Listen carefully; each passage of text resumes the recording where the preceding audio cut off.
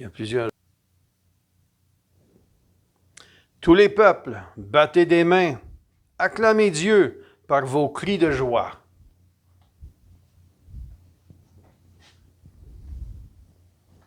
Au nom du Père et du Fils et du Saint-Esprit, Amen. le Seigneur soit avec vous. Et avec votre esprit. Nous voici devant le Seigneur et c'est lui qui veut faire alliance avec nous. Il est toujours là pour nous. Tournons-nous vers lui, lui le Dieu miséricordieux, pour lui demander de nous laver de nos fautes, de nous enlever des entraves de la division chrétienne et qu'il nous conduise vers lui, vers le chemin de la communion, le chemin de l'unité. Commençons donc par lui demander pardon de nos péchés.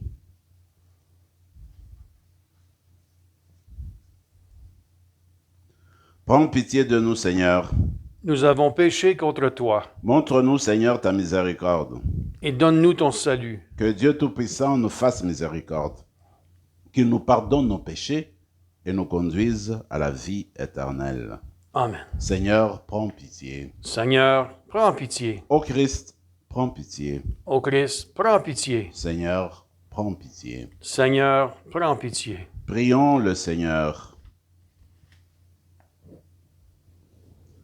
Tu as voulu, Seigneur Dieu, que par la grâce de l'adoption filiale, nous devenions des enfants de lumière. Ne permets pas que nous soyons enveloppés des ténèbres de l'erreur, mais accorde-nous d'être toujours rayonnants dans la splendeur de ta vérité. Par Jésus-Christ, ton Fils, notre Seigneur, qui vit et règne avec toi maintenant et pour les siècles des siècles. Amen.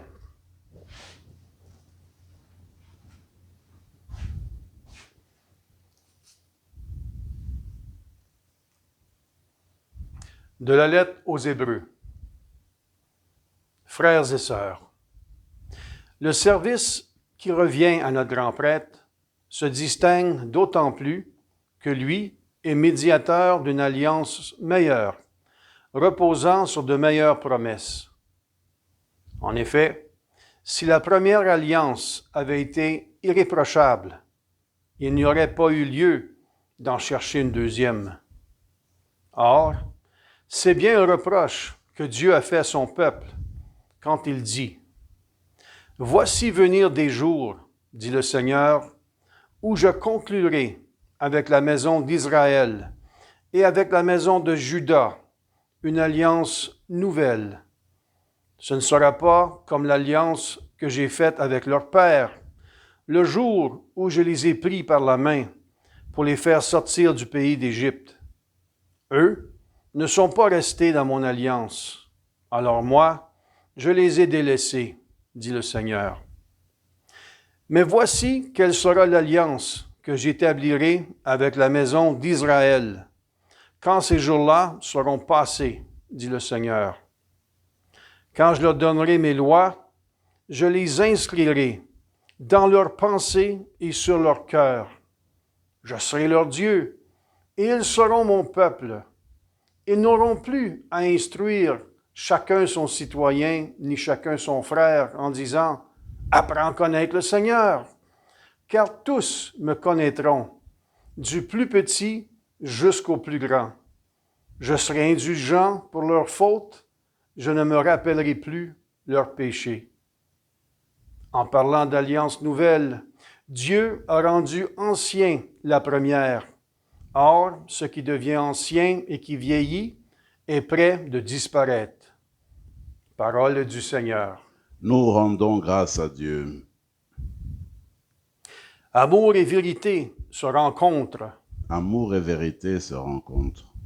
Fais-nous voir, Seigneur, ton amour et donne-nous ton salut.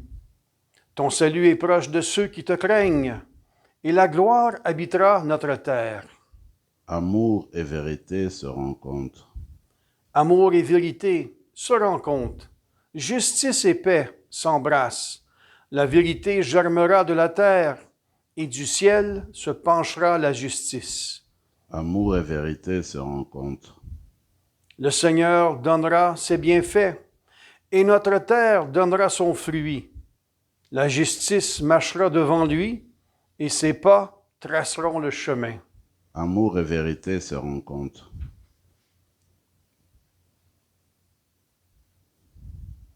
Alléluia, Alléluia.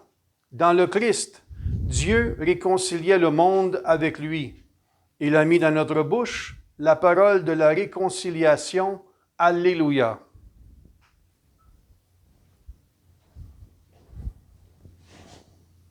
Le Seigneur soit avec vous. Et avec votre esprit. Évangile de Jésus-Christ selon saint Marc. Gloire à toi, Seigneur. En ce temps-là, Jésus gravit la montagne et il appela ceux qu'il voulait. Ils vinrent auprès de lui et il en institua 12 pour qu'ils soient avec lui et pour les envoyer proclamer la bonne nouvelle avec le pouvoir d'expulser les démons. Donc, il établit les 12. Pierre, c'est le nom qu'il donna à Simon, Jacques, fils de Zébédée, et Jean, le frère de Jacques. Il leur donna le nom de Boanerges, c'est-à-dire fils du tonnerre. André, Philippe, Barthélemy, Matthieu, Thomas, Jacques, fils d'Alphée, Thaddée, Simon les Zélotes et Judas Iscariote, celui-là même qui le livra. Acclamons la parole de Dieu. Louange à toi, Seigneur Jésus.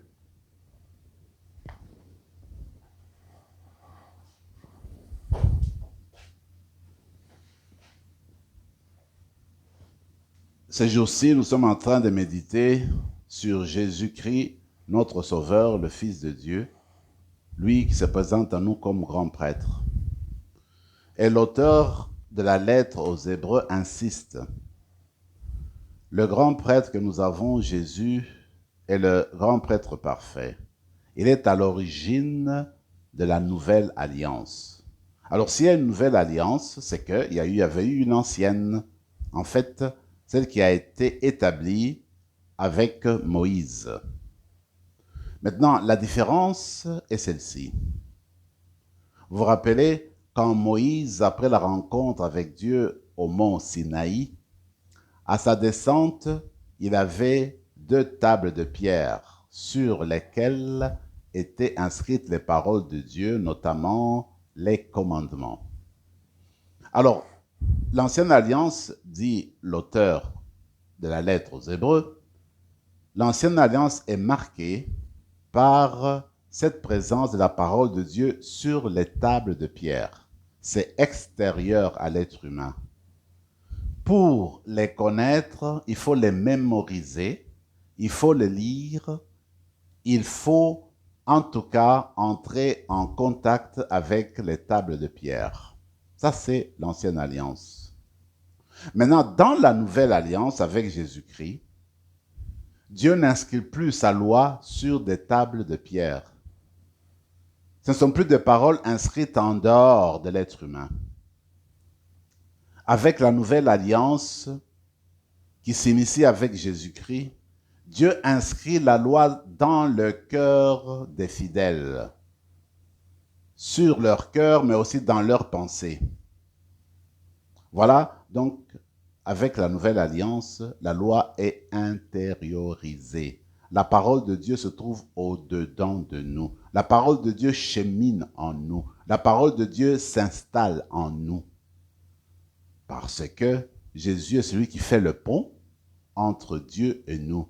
Jésus, le grand prêtre, réconcilie l'humanité avec Dieu. Jésus, le grand prêtre, par son esprit, fait que quand nous l'accueillons, eh bien, nous recevons un sceau, le sceau de l'esprit. Et cet esprit fait habiter la parole de Dieu en nous.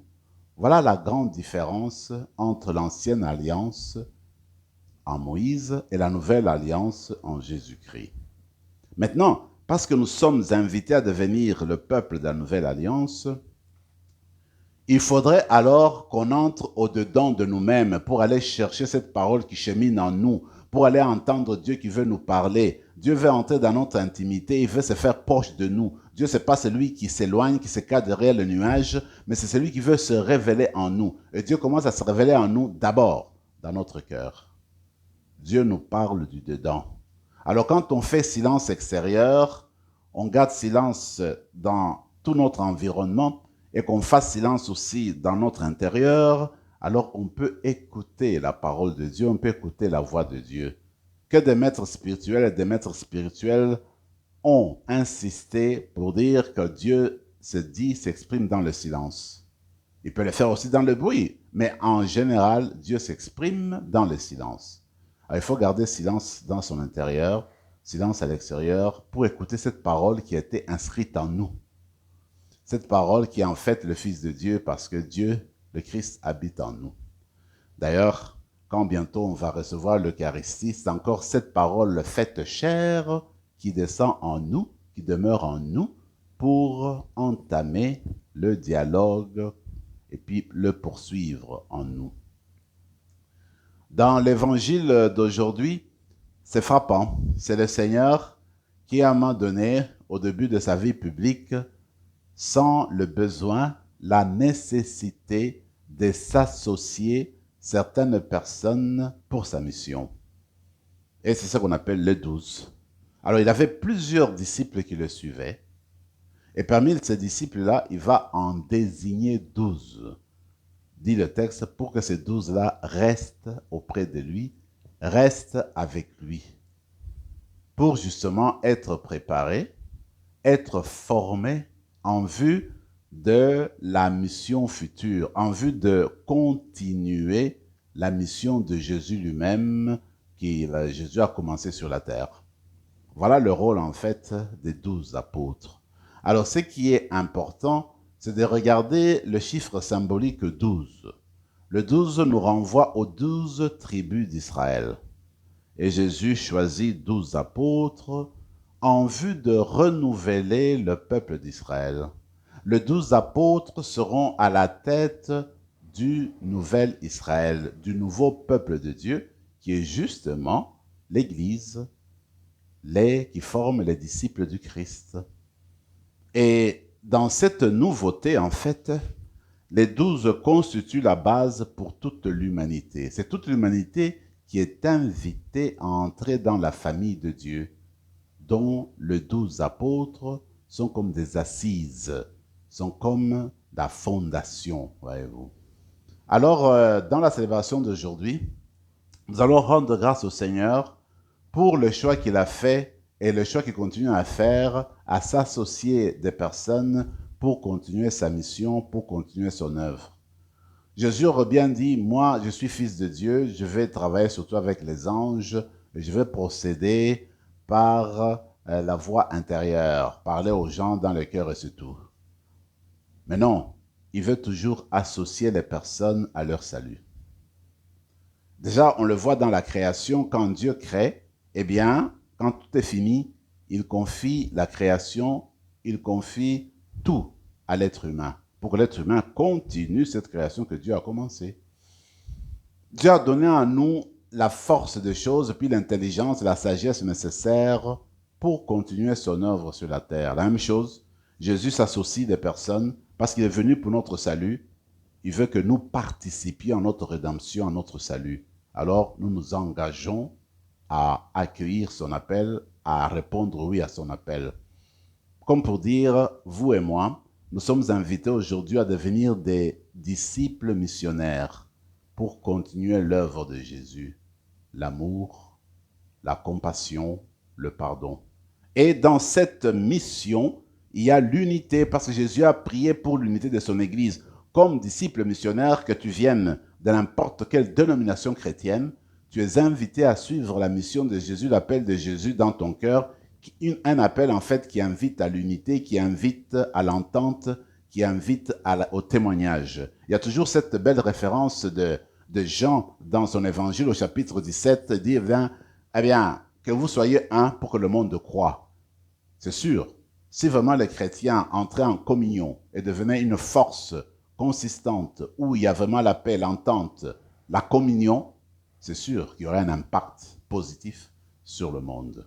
Alors, dans la célébration d'aujourd'hui, nous allons demander cette grâce-là spéciale en recevant l'Eucharistie, que Dieu continue à habiter en nous, qu'il continue à cheminer, que sa parole continue à cheminer en nous, que sa parole continue à nous convertir et qu'avec cette parole, nous arrivions aussi à bâtir un monde nouveau, un monde uni.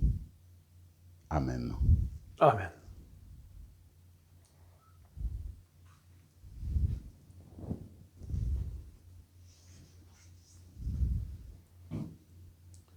Tu es béni, Seigneur, Dieu de l'univers, toi qui nous donnes ce pain, fruit de la terre et du travail des hommes et des femmes. Nous te le présentons, il deviendra le pain de la vie. Béni soit Dieu, maintenant et toujours.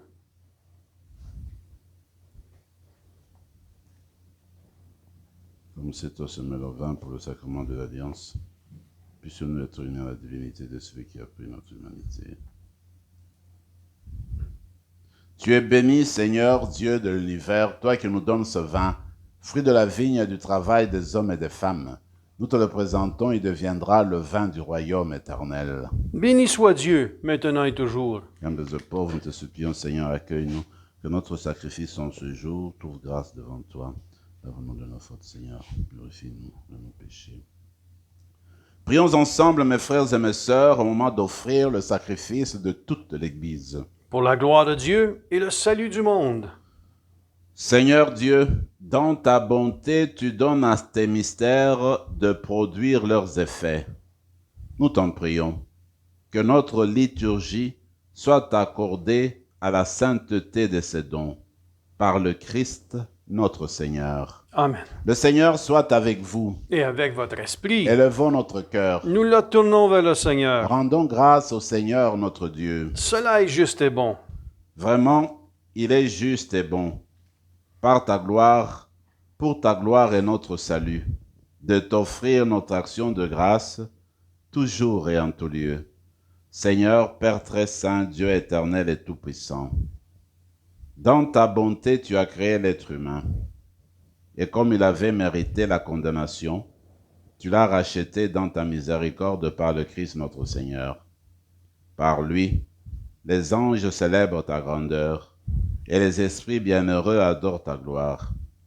Par lui, s'inclinent devant toi les puissances d'en haut et tressaillent d'une même allégresse les innombrables créatures des cieux. À leur hymne de louange, laisse-nous joindre nos voix pour chanter et proclamer. Saint, Saint, Saint, le Seigneur, Dieu de l'univers, le ciel et la terre sont remplis de ta gloire. Hosanna au plus haut des cieux. Béni soit celui qui vient au nom du Seigneur. Hosanna au plus haut des cieux. Toi qui es vraiment saint, toi qui es la source de toute sainteté, Seigneur, nous te prions. Sanctifie ces offrandes en répandant sur elles ton esprit, qu'elles deviennent pour nous le corps et le sang de Jésus le Christ, notre Seigneur. Au moment d'être livré et d'entrer librement dans sa passion, il prit le pain. Il rendit grâce, il le rompit et le donna à ses disciples en disant « Prenez et mangez-en tous, ceci est mon corps, livré pour vous. »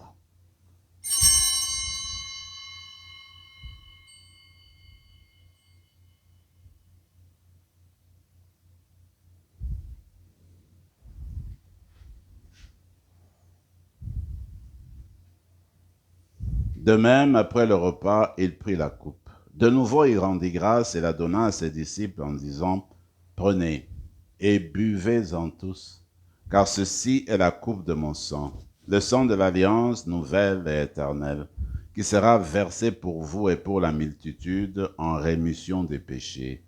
Vous ferez cela en mémoire de moi. »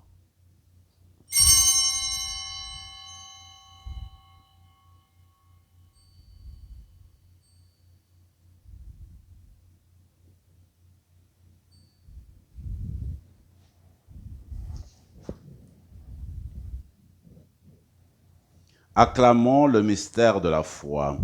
Quand nous mangeons ce pain et buvons à cette coupe, nous annonçons ta mort, Seigneur ressuscité, et nous attendons que tu viennes.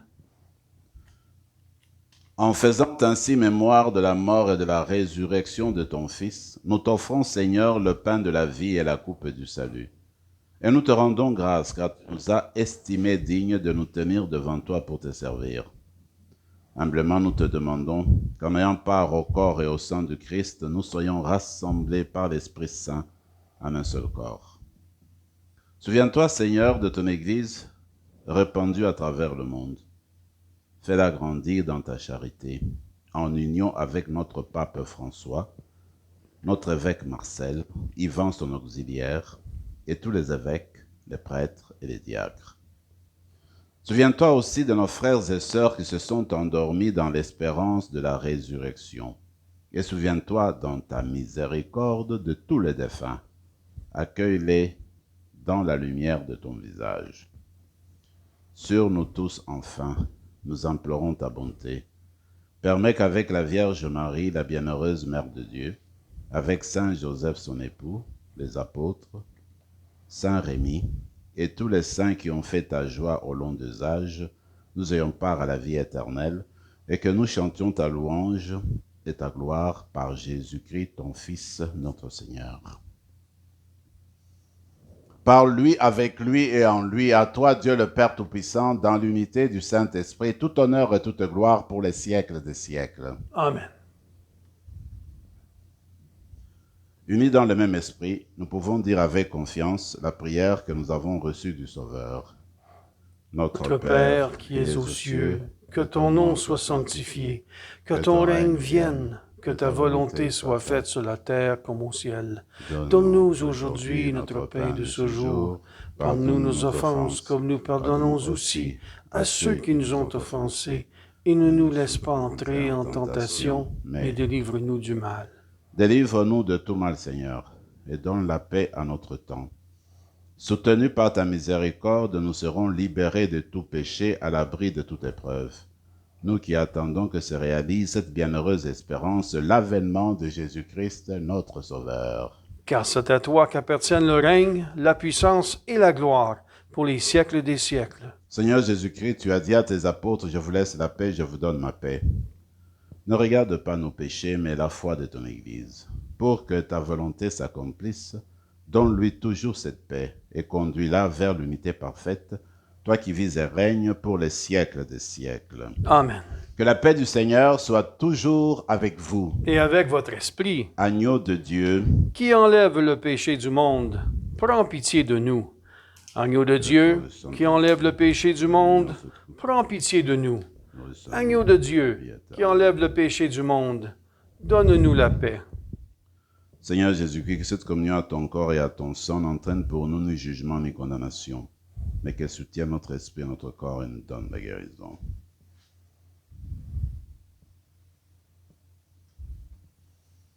Voici le grand prêtre de Dieu qui nous invite à l'unité. C'est l'agneau de Dieu, celui qui enlève les péchés du monde. Heureux les invités au repas des noces de l'agneau. Seigneur, je ne suis pas digne de te recevoir, mais dis seulement une parole, et je serai guéri. Que le corps et le sang du Christ nous gardent pour la vie éternelle. Amen.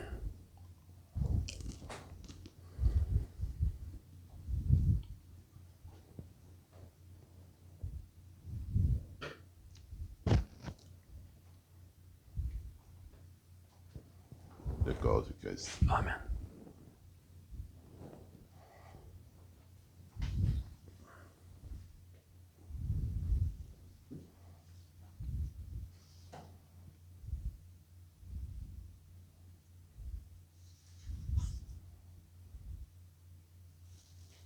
Prenons quelques moments de silence et de prière dans nos cœurs.